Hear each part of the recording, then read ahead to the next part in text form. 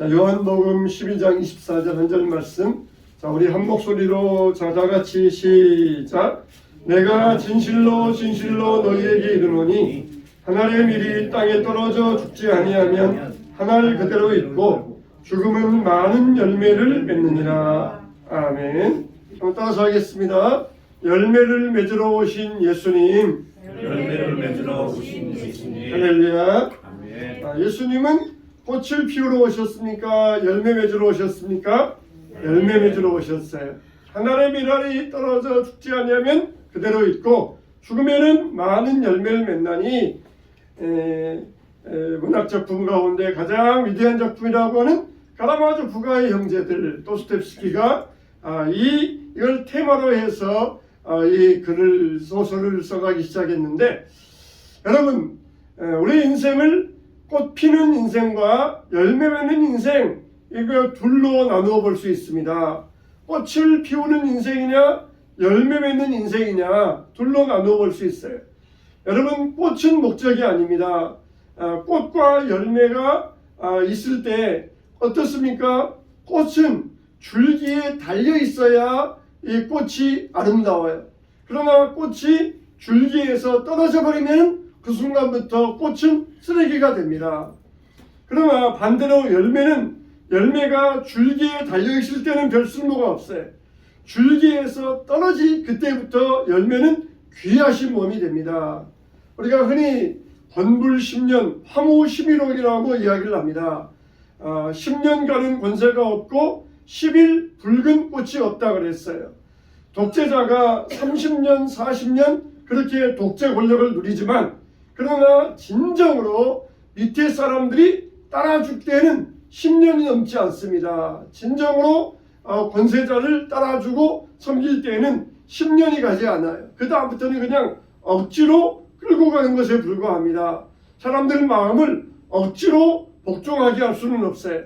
권력은 그렇게 허무하게 떨어진다는 것입니다. 권력은 꽃과 같아요. 이 꽃을 피우기 위하여서 권력자들이 얼마나 권모술수를 사용합니까? 그런데 꽃을 피운 다음에 권력을 잡은 다음에 내가 무엇을 할 것인가, 어떻게 할 것인가, 이게 있어야 돼요. 내가 권력을 잡고 내가 권세를 잡았으니까 어떻게 해서 국가에 유익을 줄 수 있는 열매를 맺어야 될 것인가, 이게 있어야 됩니다. 근데 목적이 꽃이 피는 것이 되면은 그 다음부터는 그 권력은 아무런 쓸모없는 권력이 되는 것입니다. 오직 권모술수만을 가지고 꽃을 피워서 권력을 잡아서 그 다음부터는 이 나라를 어떻게 끌어가야 되겠다, 이런 방법이 없으면은 이것은 정말 아무 소용이 없게 되는 것입니다. 사탄이 예수님을 찾아와서 성전에서 뛰어내려라, 돌떡이를 가지고 떡을 만들어 먹어라, 그리고 엎드려 경배해라, 그런 세 가지 시험을 했습니다. 이거는 어떤 시험입니까? 꽃을 피워라는 이 시험이에요. 한번 화려하게 성전에서 딱 뛰어내려서 많은 사람들에게서 앞에서 성전에서 딱 뛰어내려서 머리털 하나 상하지 아니하고 안전하게 내리면 얼마나 사람들이 좋아하고 인기를 끌겠느냐, 또 돌을 가지고 떡을 만들어 먹으면 얼마나 사람들이 환호성을 지르겠느냐. 이 말은 뭡니까? 꽃을 피우라는 그런 이 사탄의 유혹이었습니다. 지금도 사탄은 우리들에게 꽃을 피워라, 꽃을 피워라고 그렇게 유혹을 합니다. 화려한 연예계에 나아가서 그렇게 꽃을 피워보라. 연예인들이 그렇게 꽃을 피워보았지만 그러나 거기에서 뭘 발견합니까? 인생의 허물을 발견해요. 그래서 연예인들이 꽃이 피웠지만 열매를 맺고자 하는 목적이 없으니까 세상에 향락에 빠지고 허무에 빠지고 우울증과 공황 상태에 빠지는 연예인들이 그렇게 많이 있습니다. 우리의 목적은 꽃이 피우는 게 아니에요. 열매를 맺는 것입니다. 사탄은 지금도 우리를 찾아와서 꽃을 피워라, 화려하게 인기를 얻고 화려한 인생을 살아보아라, 그렇게 우리에게 유혹을 합니다. 물론 예수님께서 성전에서 뛰어내리고 돌을 가지고 떡을 만들어 먹고 그거는 죄가 아니에요. 나쁜 것이 아니에요. 그러나 예수님께서 단호하게 거절하신 이유가 뭡니까? 사탄의 의도를 알기 때문입니다. 사탄의 의도를 알기 때문에 만일 최음제가 들어있는 잔을 주면서 여성에게 이 잔을 마셔보아라 그런다 그러면은 여성이 거기에 넘어가면 안 되지 않겠습니까? 그것을 먹고 이 남자에게 못된 짓을 당하면 안 되지 않습니까?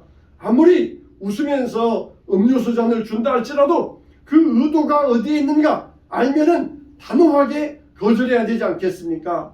사탄이 웃으면서 예수님에게 찾아와서 성전에서 뛰어내리면은 많은 사람들에게 환호성을 받을 터이니까 인기를 얻고 그때부터 환호성을 받고 따르는 사람들을 그때부터 가르치고 천국으로 인도하면 되지 않겠느냐? 그렇게 이야기했을 때 예수님은 사탄의 의도를 아시고 거절하셨던 것이에요. 이렇게 예수님은 사람들 앞에서 화려한 꽃을 나타내기 위하여서 오신 것이 아니라 열매 맺기 위해서 오셨어요. 내가 진실로 진실로 너희에게 이르노니 한 알의 밀이 땅에 떨어져 죽지 아니하면 그대로 있고 죽으면 많은 열매를 맺느니라 그렇게 말씀하셨던 것입니다. 예수님은 실제로 열매 맺으러 오셨어요. 이 땅 위에 죽음으로써 십자가의 죽음으로써 많은 사람들을 열매 맺기 위하여 오셨습니다. 그러나 죽음이 끝이 아니에요. 죽음 다음에는 반드시 부활이 있습니다. 죽지 아니하면 그대로 있고 죽으면 부활하여서 많은 열매를 맺게 되느니라. 예수님은 내가 죽음으로써 많은 열매를 맺으러 오셨다. 이것을 분명히 하셨습니다. 사실 세상 사람들이 꽃을 피우는데 목적을 둔 사람들은 얼마나 자기 삶이 허무한 줄 압니다. 우리가 흔히들 노인을 위한 나라는 없다. 그래서 우리나라에서도 이 노년의 삶을 허무하게 보는 경우가 있습니다. 그러나 성경은 백발은 영화의 면류관이라 그랬어요. 나이 들어가면 들어갈수록 더 영광스럽게 되고 열매 맺게 된다는 것입니다. 나이 드는 것을 감추려고 많은 돈을 들이고 노력을 들입니다. 꽃이 기울어져 가는 것은 어쩔 수 없는 일이에요. 우리가 나이 들어져 가는 것은 어쩔 수 없습니다. 그러나 나이 들면 나이 들수록 아름다운 열매 맺는 삶을 사는 그런 어른들이 얼마나 많이 있습니까? 정말 젊을 때에는 앞뒤 돌아보지 아니하고 내 목표만을 향해 나가는데 이제 나이 들면서 앞뒤를 돌아보게 되고 나보다 남을 생각하게 되고 그렇게 살아가면서 아름다운 열매 맺는 이 노년의 삶을 사시는 분들이 얼마나 많이 있습니까? 특히 우리가 나이 들수록 아름다운 인생이 되기 위해서는 열매 맺는 것을 우리의 목표로 삼아야 돼요. 젊었을 때는 꽃과 같지만 이제 나이 들어서는 열매 맺는 삶, 열매와 같은 삶을 살 수 있어야 됩니다. 교회도 마찬가지입니다. 교회가 이런 행사했다, 저런 프로그램을 했다, 그렇게 화려함을 나타내기 위하여서 교회를 하는 것이 아니라 교회는 열매 맺기 위하여서 교회를 할 수 있어야 됩니다. 이렇게 요한복음 15장 8절에서도 너희가 열매를 많이 맺으면 내 아버지께서 영광을 받으실 것이요 너희는 내 제자가 되리라 이렇게 말씀하여 주신 것입니다. 우리는 꽃을 피우는 인생의 목표가 아니라 그게 우리 인생의 꿈이 아니라 열매를 맺는 것이 우리의 꿈이 되어야 될 것입니다. 그러면은 우리가 여기에서 한 가지가 있어요. 열매 맺기 위해서는 어떻게 해야 되느냐? 주님께서 반복하시는 말씀이 있는데 따라서 합시다. 내 안에 거하라. 내 안에 거하라. 할렐루야. 어디 안에 거하라? 내 안에 거하라. 내는 누구입니까? 예수님을 이야기해. 내 안에 거하라. 내 안에 거하라. 그러면 너희가 열매를 많이 맺나니 그러면은 우리가 예수님 안에 거한다. 그게 무슨 말입니까? 우리가 천국 가는 것이 예수님 안에 거하는 것입니까? 예수님을 항상 우리가 예수님 품에 있어야 되고 오직 그냥 교회에만 있는 것이 예수님 안에 거하는 것입니까? 따라서 합시다. 내 말이 너희 안에 거하면 내 말이 너희 안에 거하면 바로 이 말씀이 바로 해답이 됩니다. 내 말이 너희 안에 거하면 너희가 내 안에 거하고 내 말이 너희 안에 거하면 너희가 열매를 많이 맺게 될 것이다. 이렇게 말씀해 주셨어요. 그러니까 우리가 예수님 안에 거한다. 이 말은 그냥 365일 그냥 교회만 살고 우리가 365일 그냥 천국에 들어가야 되고 그런 것이 아니라 항상 우리가 예수님의 말씀을 우리 마음 가운데 품고 거할 때 그게 바로 예수님 안에 거하는 삶으로 살 수 있다는 것입니다. 여러분 우리가 어디에서든지 항상 성경 말씀을 우리가 마음에 품고 살아야 돼요. 성경 말씀이 내 안에 있다. 성경 말씀이 내 속에 있다. 그게 바로 내가 예수님 안에 거한다는 것입니다. 여러분 우리가 성경 말씀대로 살아야 돼요. 그리고 항상 성경 말씀을 묵상하며 살아야 됩니다. 아침에 여러분들 시작하기 전에 정말 5분이라도 짧게 성경을 읽었습니까? 그러면은 그 읽은 말씀을 항상 하루 종일 깊이 또 되뇌이고 되새기면서 묵상하는 것. 그게 바로 예수님 안에 사는 것이에요. 오늘 여러분들이 말씀을 들었을 때 오늘 목사님께서 항상 성경 말씀을 되뇌이고 묵상하라 그랬지 내가 그렇게 살아봐야 되겠다. 이렇게 마음 먹고 말씀대로 살고자 할 때 그 사람은 바로 예수님 안에 거하는 사람이에요. 할렐루야. 우리는 이게 바로 예수님 안에 거하는 삶을 살게 된다는 것입니다. 원수를 사랑하라. 내 부모를 사랑하라. 우리가 그 말씀을 계속해서 되뇌이고 묵상하면 우리는 그렇게 사라지게 되어 있습니다. 사라지게 되어 있습니다. 하나님 말씀을 전파하라. 예루살렘을 떠나지 말고 그리고 이 성령을 기다리라. 그러면서 말씀을 묵상할 때 우리는 그렇게 사라지게 되어 있어요. 사라지게 되어 있습니다. 참 이게 말씀의 능력입니다. 그래서 내 말이 너희 안에 거하고 너희가 내 안에 거하면 너희는 열매를 많이 맺는다고 하셨습니다. 우리가 왜 신앙이 퇴보합니까? 말씀을 먹지 않기 때문에 그렇습니다. 말씀대로 살지 아니하고 말씀을 묵상하지 않기 때문에 말씀을 되새기지 않기 때문에 그렇습니다. 아무리 꽃이 아름다워도 말씀의 영향을 받을 때 열매를 풍성하게 맺을 수가 있는 것이에요. 꽃에만 집중하다 보면은 꽃이 시들면은 그 사람은 낙심하게 돼요. 자기가 화려하게 인생에 꽃을 피웠는데 피부가 늘어지고 피부가 푸석거려지고 옛날 같지 않고 주름살이 생기면은 낙심하고 상실해 버립니다.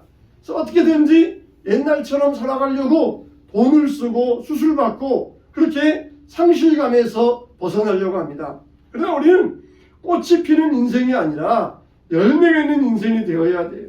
꽃이 피우는데 집중하는 것이 아니라 열매 맺는 인생이 돼야 돼요. 나이 드는 것도 늙어가는 것도 자연스럽게 받아들이면서 나는 나이 들어가는 게 좋다. 그러면서 나이 들어갈수록 열매 맺는 삶을 살아가는 이 소중함을 우리가 깨달아 알게 되시기를 주님의 이름으로 축원합니다.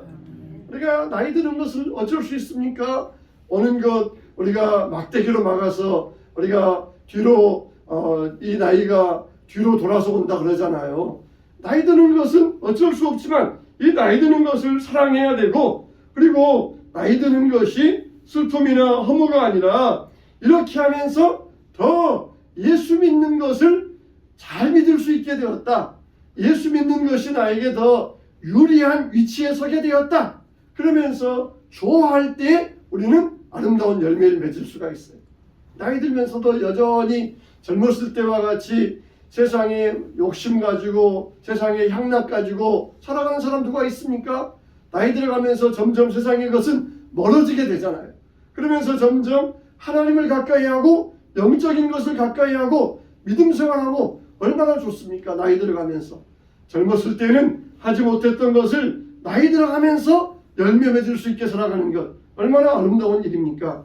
이렇게 우리는 말씀이 우리 안에 거하고 또 주님과 연합하여서 친밀함을 누리게 되면 반드시 열매를 맺게 되어 있다는 것이에요. 우리가 말씀 안에 거하면 우리는 반드시 열매를 맺게 되어 있어요.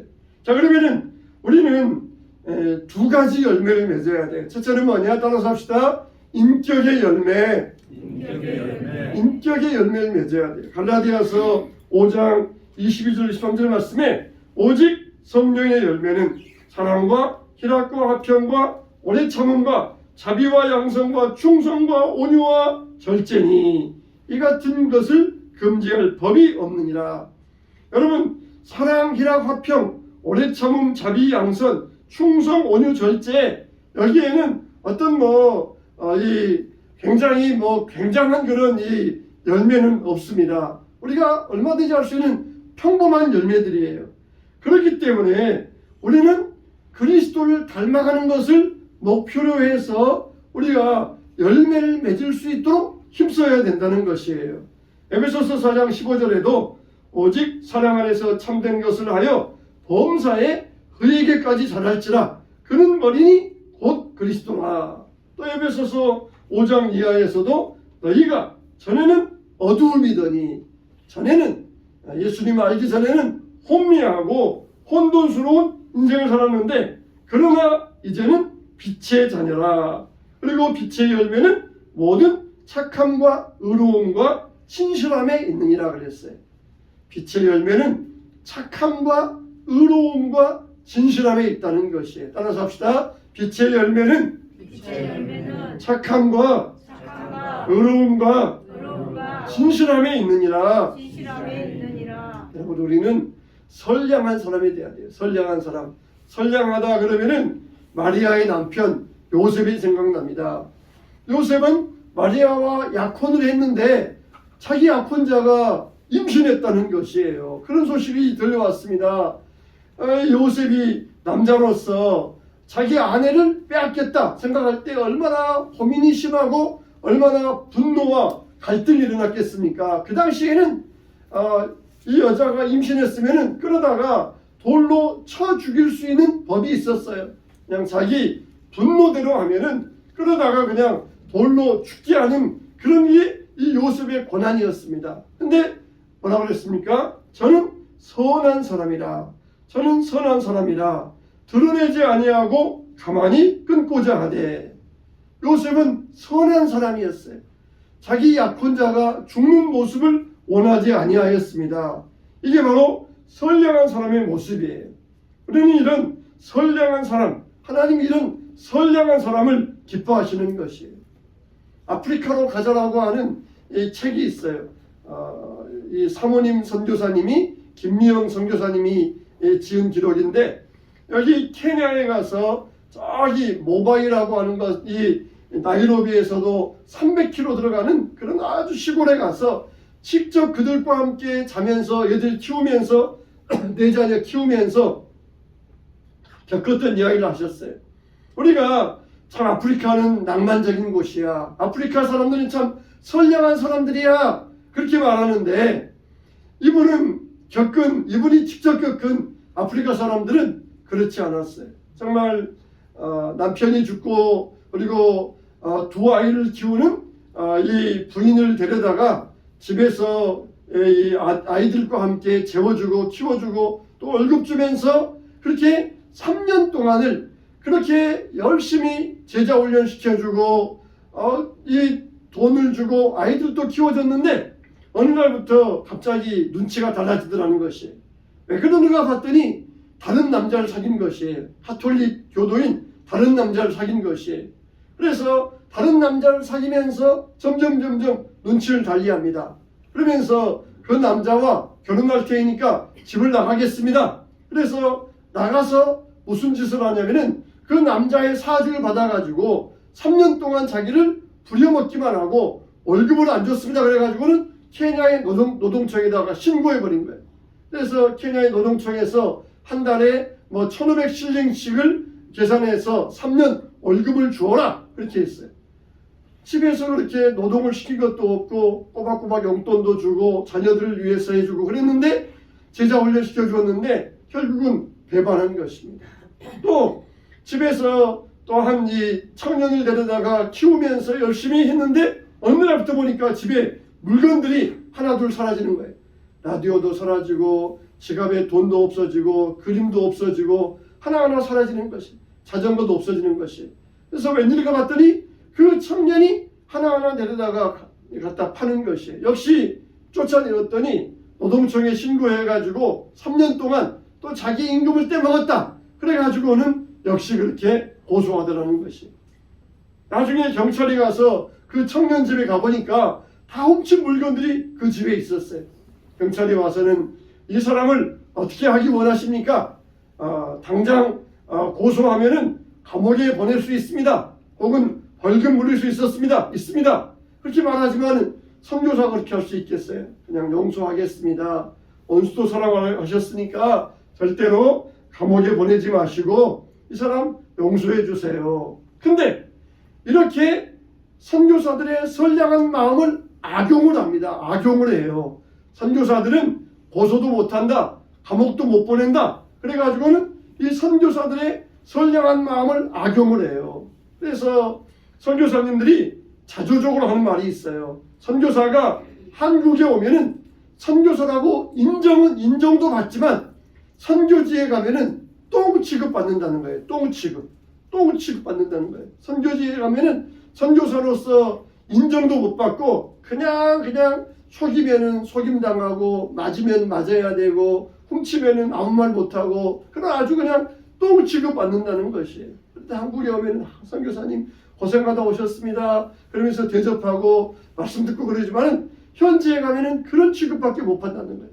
이 선량한 것을 이용해서 얼마나 배반하고 그럴 때 마음이 무너지고 얼마나 큰 상처받는지 모른다는 것입니다. 정말 그렇게 믿었는데 배반하면은 정말 내가 여기에서 계속 선교해야 되나 그런 마음이 있다는 거예요. 이 책에 보면은 계속해서 상처받고 배반당하고 뒤통수 맞고 이런 이 말들이 정말 제가 글로만 읽어봐도 그 고통이 절절히 느껴져요.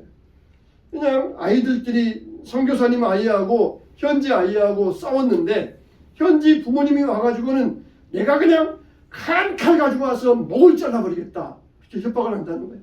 이게 사람들 보통 그렇게 하는 말이래요. 그냥 서로 선교사님 아이하고 흑인 아이가 서로 그림 그리며 놀다가 선교사님 아이가 이 흑인 아이가 그린 그림을 보고 흑인들은 절대로 사람 얼굴을 까만색을 안 칠해요.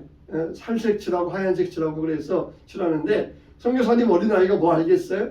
야, 너 얼굴 까맣잖아. 왜 까만색 안 칠해서 그러니까 손바닥을 보여. 흑인들은 손바닥은 그래도 하얗거든요. 손바닥 보여주면서 나도 하얗잖아. 너처럼 하얗잖아. 그러면서 이렇게 막 화를 내다가 다퉜는데 이 서로 밀고 밀리다가 흑인 아이가 밀려서 넘어졌는데 이 흑인 아이의 아버지가 와가지고는 큰 칼 가지고 그냥 목을 잘라버리겠다 그렇게 막 위협을 하는데 너무너무 무서웠다는 것이.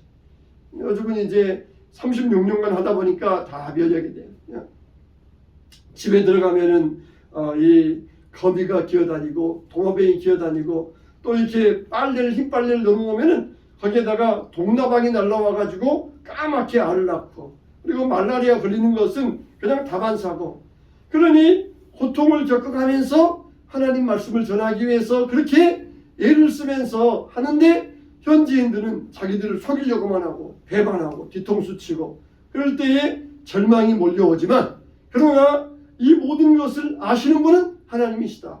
나를 보내시는 분은 하나님이시지 내가 너희들 때문에 절대로 포기하지 않겠다.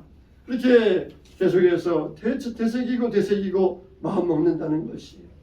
그냥 우리 한국에서도 어느 목사님이 교회에 한 신사가 말쑥하게 차려입은 신사가 찾아와서는 목사님 상담 좀 할게요 그러더라는 거예요. 상담 좀 할게요.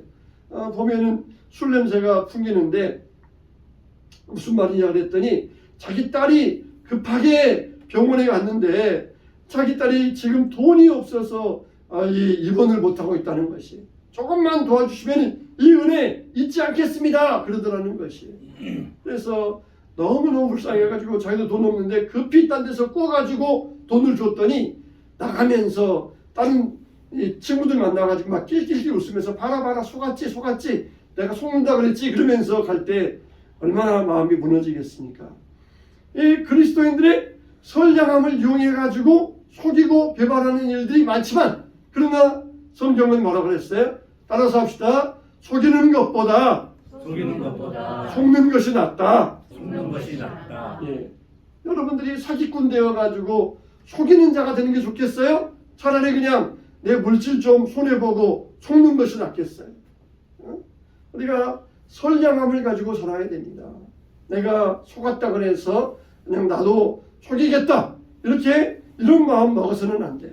선량한 사람, 하나님이 이런 선량한 사람을 기뻐하십니다. 그래서 우리는 인격적인 열매, 성숙의 열매를 맺을 수 있어야 돼요. 두 번째로 우리는 어떤 열매를 맺어야 됩니까? 따라서 합시다. 영혼 구원의 열매. 영혼 구원의 열매. 네, 무슨 열매? 영혼 구원의 열매를 맺어야 돼요. 그래서 성경은 전도를 통해서 한 영혼이 주님 앞에 돌아온 것을 열매라고 표현을 합니다. 로마서 1장 11절 13절 말씀에 형제들아 내가 여러 번 너희에게 가고자 한 것을 너희가 모르기를 원하지 아니하노니 이는 너희 중에서도 다른 이방인 중에서와 같이 열매를 맺게 하려 함이로되 그랬어요. 열매, 무슨 열매입니까? 전도에서 영혼의 열매를 맺게 함이로되. 그 먼 곳에 가서 왜 하나님 말씀을 전하고자 하느냐? 열매를 맺고자 하되 열매 맺기 위하여 한다는 거예요. 로마서 또 16장 5절에 보니까 또 저의 집에 있는 교회에도 문안하라. 내가 사랑하는 에베네도에게 문안하라. 그는 아시아에서 그리스도께 처음 익은 열매니라 그랬어요. 처음 익은 열매, 아시아에서 처음 구원 전도받아서 구원받은 열매, 바로 그 사람이 처음 익은 열매라는 것입니다. 형제 자매 여러분, 나는 여러분에게 권합니다. 여러분이 아는 바와 같이 스테바나의 가정은 아가야에서 맺은 첫 열매입니다. 이렇게 또 말씀하고 있어요. 우리는 어떤 열매를 맺어야 됩니까? 영혼 구원의 열매를 맺어야 돼요. 영혼 구원의 열매. 예수님께서 뭐라고 하셨어요? 내가 죽으면은 많은 열매를 맺는다는 것입니다. 이거는 대가 지불이에요. 대가 지불. 대가를 지불하는 것입니다. 내가 속임 당함으로써 대가를 지불함으로써 그 사람이 영혼이 구원받아서 하나님 앞에 돌아와야 돼요. 여러분, 우리 기독교가 많은 사람들에게 비난받고 있어요. 사람들에게 비난받고 있어요.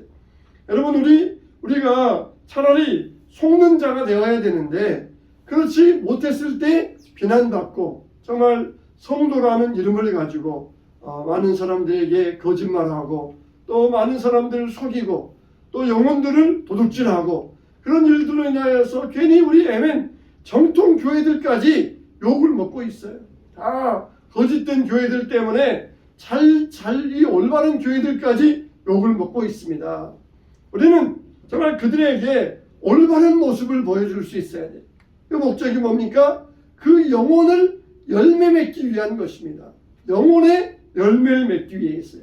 내가 손해보지 않으려고 그 사람과 싸우면은 내 속은 시원할지 몰라요. 그러나 그 사람이 교회 나오는 길을 막아버리는 것입니다. 교회 나오는 길을 막아버리는 것이에요. 정말 우리가 하나님 앞에서 영혼 구원의 열매를 맺을 수 있도록 해야 될 것입니다. 사도 바울은 말하기를 나는 심었고 아볼로는 물 주었으되 오직 하나님께서 자라게 하셨나니 이렇게 말씀하고 있어요. 또 골로새서 1장에도 보면은 우리가 그를 전파하여 각 사람을 권하고 모든 지혜로 각 사람을 가르치면 각 사람을 그리스도 안에서 완전한 자로 세우려 함이니 이를 위하여 나도 내 속에서 능력으로 역사하시는 이의 역사를 따라 힘을 다하여 수고하노라 그랬어요. 그러니까 영혼의 열매를 맺기 위하여 힘을 다하여 수고하는 대가를 지불했다는 것입니다. 우리가 대가 지불 없이는 열매를 맺을 수가 없어요. 그냥 자연에서 자란 열매들은 부실합니다. 우리가 대가 지불하여서 거름주고 물 준 열매들은 튼실하고 맛도 있습니다. 우리는 이런 열매를 맺을 수 있어야 돼요. 우리에게 이 은혜의 위로가 있다 그러면 우리가 이런 헌신과 대가 지불해서 열매 맺는 그 꿈을 꿀 수 있어야 됩니다. 우리는 두 가지 열매라고 말씀드렸습니다. 인격의 성숙의 열매, 그리고 전도의 영혼의 열매. 우리가 맺어야 될 열매는 바로 이 두 가지 열매. 그래서 우리 인격은 예수님처럼 닮아가야 되고, 우리는 영혼의 열매를 맺어서 주님 앞에 올려드릴 수 있어야 됩니다. 주님 앞에 드릴 열매는 바로 이 영혼의 열매. 인격이 성숙되어져 가서 속이는 자가 아니라 차라리 속임을 당하는 이런 열매를 맺을 수 있어야 되고, 영혼의 열매를 주님 앞에 올려드려서 열매 맺는 인생으로서 행복한 인생을 살아야 될 것입니다. 사랑하는 성도 여러분, 예수님은 이 땅 위에 열매 맺기 위하여 오셨어요. 앞전에 말씀드렸던 이 아프리카 선교사처럼 이 선교사님은 왜 무엇 때문에 좋은 직장, 좋은 집을 버리고 아프리카에 가셔서 그 힘든 길을 걸어가셔야 됩니까? 영혼의 열매를 맺기 위해서 그러신 거예요. 영혼의 열매를 맺기 위해서. 우리들도 영혼의 열매를 맺기 위해서는 이런 대가집을, 이런 길을 갈 수 있어야 됩니다. 저와 여러분들이 열매 맺으러 오신 예수님처럼 우리들도 하나의 미랄이 죽지 아니하면은 그대로 있고 죽으면은 많은 열매를 맺느니라. 그래서 우리가 주님 앞에서 많은 풍성한 열매를 맺어 드려야 될 것입니다. 또 주님 앞에 나온 사랑하는 성도 여러분, 우리가 꽃을 피우는 화려한 인생이 아니라 이제는 열매 맺는 성숙한 인생이 되시길 바랍니다. 하나님께서 찾으시는 열매가 되어서 하나님께서 기뻐하시고 예수님께서 행복해 하시고 예수님께서 즐거워하시는 열매 맺는 아름다운 믿음의 성숙자들 되시기를 주님의 이름으로 축원합니다.